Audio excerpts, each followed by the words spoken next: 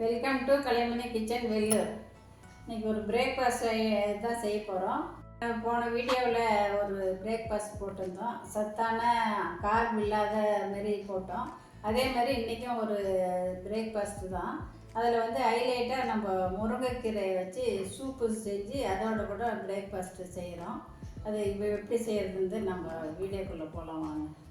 அது முருங்கைக்கீரை தான் எடுத்துக்கிது, நல்லா இலசாக அப்படியே ஃப்ரெஷ்ஷான முருங்கைக்கீரை. இந்த அளவுக்கு எடுத்திங்கன்னா போதும், 2 பேருக்கு இந்த ஒரு கப்பு எடுத்தோம்னா உருவுனா ஒரு கப்பு வரும். அந்த அளவு இருந்தால் போதும். இது இப்போ நம்ம இதை வச்சு நம்ம செய்ய ஆரம்பிக்கலாம். இது மண்பானையில் தான் எடுத்துருக்குறோம். அதிலே கொஞ்சமாக தேங்காய் எண்ணெய் சேர்த்துக்கலாம். ஒரு 1/4 ஸ்பூன் தான் போதும், அவ்வளோதான். கொஞ்சமாக அதை வதக்கிறதுக்கு மட்டும் போதும். எண்ணெய் சூடு ஏறினுக்குது. இதில் ஒரே ஒரு சின்ன துண்டு பட்டை, 2 லவங்கம், அதில் கொஞ்சோண்டு சீரகம், ஒரு 1/2 ஸ்பூன் சீரகம், ஒரு 1/2 ஸ்பூனு மிளகு. இதில் சின்ன வெங்காயம் ஒரு 6 வெங்காயம் நசுக்கி வச்சுக்கிறோம். 1 2 நசுக்கி வச்சுக்கிறோம். அதனால் சின்ன வெங்காயம் தான் அது ஃப்ளேவர் நல்லா கொடுக்கும். உங்களுக்கு இஷ்டம் தான் போடுங்க, இல்லைன்னா பெரிய வெங்காயத்தில் ஒரு 1/2 வெங்காயம் போடுங்க. இது சேர்த்துடலாம். இது 4 பல்லு பூண்டு, இது 1 2 தட்டி வச்சுக்கிது, அதை சேர்த்துடலாம். இல்லை ஒரு சின்ன தக்காளி ஒன்றே ஒன்று, அதையும் போட்டுக்கலாம். முருங்கைக்கீரையை நம்ம அப்படியே சேர்த்துக்கலாம், உருவியும் போடலாம், இல்லைன்னா அப்படியே கூட போட்டுன்னா எல்லாம் வெந்து வந்துடும். அதனால் இந்த குச்சியோடு போடுறது தான் நல்லது. இந்த குச்சி தான் இடுப்பு வலி, கால் வலி எல்லாத்துக்குமே ரொம்ப நல்லது.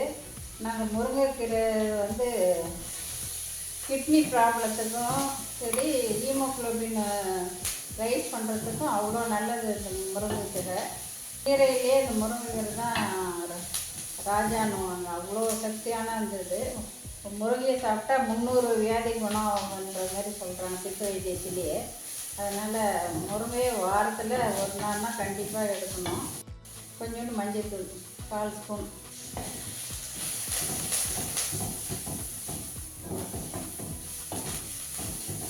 நல்லா சுருண்டு வந்துடுச்சு. இப்போ தண்ணி சேர்த்துடலாம்.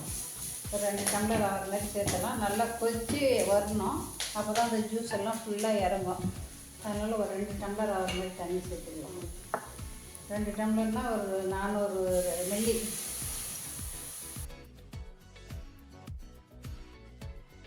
இதில் துவரம் பருப்பு வேக வச்சுக்கிது, அது கொஞ்சம் சேர்த்துக்கலாம். இல்லைன்னா பாசி பருப்பு வேக வச்சது கூட போடலாம். இல்லை பருப்பு தண்ணி இருந்துச்சா அது கூட சேர்த்துக்கலாம்.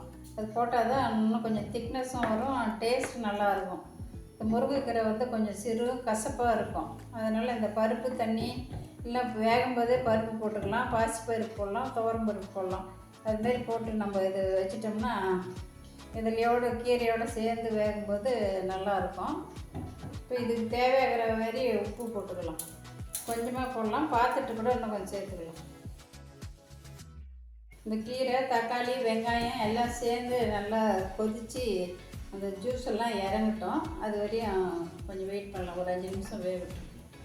ஒரு 5 நிமிஷம் ஆயிடுச்சு, நல்லா எல்லாம் வெந்து சுருண்டு வந்துடுச்சு. இந்த சமயத்தில் நம்ம ஆஃப் பண்ணிடலாம். ஆஃப் பண்ணிட்டு கீழே இறக்கி வச்சிடலாம். இது சூடாகும்போது கூட நம்ம பீட்டரில் நல்லா மசிச்சிக்கலாம். அப்படி பீட்டர் இல்லாதவங்க மிக்சியில் ஆறின பின்னாலும் மிக்சியில் போட்டு எடுத்துக்கோங்க. இப்போ நம்ம இதில் பீட் பண்ணிக்கலாம். ஒரு ஃபில்டர் எடுத்துக்குது, அதில் நம்ம வடிகட்டிக்கலாம். சூப்பை வந்து நம்ம எண்ணெய் போட்டு, எண்ணெய் பட்டரு போட்டு கொஞ்சம் பூண்டு நசுக்கி போட்டு தாளிச்சோம்னா தான் அது நல்லாயிருக்கும். சூப்புனாவே கொஞ்சம் சூடாக குடிக்கணும், அதே சமயத்தில் கொஞ்சம் ஃப்ளேவரும் நல்லா இருக்கணும். அதனால பட்டர் 1 ஸ்பூன் சேர்த்துருக்குது. பட்டர் உருக ஆரம்பிச்சிருச்சு. இப்போ நசுக்கின பூண்டை நைஸாக நசுக்கினுங்க பாருங்கள், அதை இதில் சேர்த்துக்கலாம்.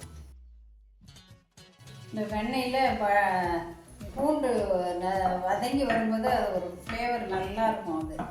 அது சூப்புக்கும் நல்லாயிருக்கும். அது இதில் போட்டு நல்லா ஃப்ரை பண்ணிடலாம். அதிலே கொஞ்சம் பெப்பரும் சால்ட்டும் கலந்துக்கலாம். அந்த வெண்ணெயிலே வதங்கினா நல்லாயிருக்கும். வடிகட்டி வச்ச சூப்பை சேர்த்துடலாம்.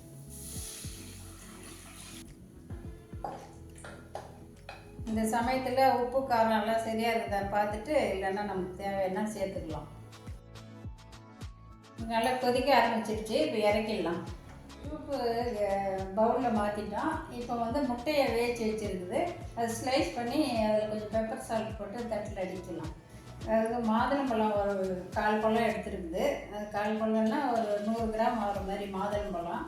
பாசிப்பருப்பு முளை கட்டினது அது ஒரு கப்பு எடுத்துக்குது, அது ஒரு 100 கிராமு. பிஸ்தா ஒரு 10 இது மாதிரி எடுத்துருக்குது. அதே சத்தான ஒரு முருங்கைக்கீரை சூப்பும் ரெடியாக இருக்குது. இது அவ்வளோ எனர்ஜெட்டிக்காக இருக்கும். ஒரு கப்பு எடுத்துட்டோம்னா அவ்வளோ எனர்ஜெட்டிக்காக இருக்கும். அதனால் இது கார்பு இல்லாதது. இட்லி தோசைக்கு பதில் இது ஒரு ஹெல்த்தியான ஒரு டிஷ்ஷு. இதுமாரி நீங்களும் ட்ரை பண்ணி பாருங்கள். வெயிட் லாஸுக்கு கூட இது ரொம்ப யூஸ்ஃபுல்லாக இருக்கும். இதேமாரி இன்னொரு வீடியோவில் பார்க்கலாம். நீங்கள் பார்க்குறவங்க கொஞ்சம் கலைமணி கிச்சனுக்கு சப்ஸ்கிரைப் பண்ணிவிட்டு பாருங்கள். அதே இன்னொரு வீடியோவில் பார்க்கலாம். பை.